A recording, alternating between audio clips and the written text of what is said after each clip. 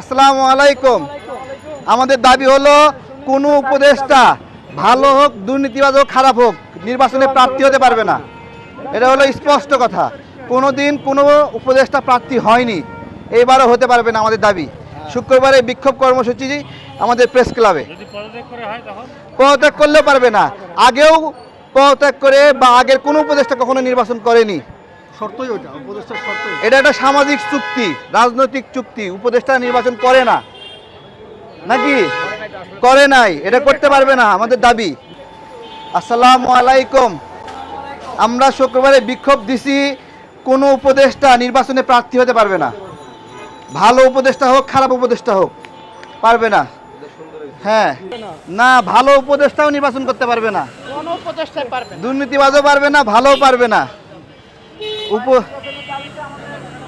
শুক্রবারে বিক্ষোভ 10:30টায়, নির্বাচনের তারিখ চাই। কোনো উপদেষ্টা নির্বাচনে প্রার্থী হতে পারবে না।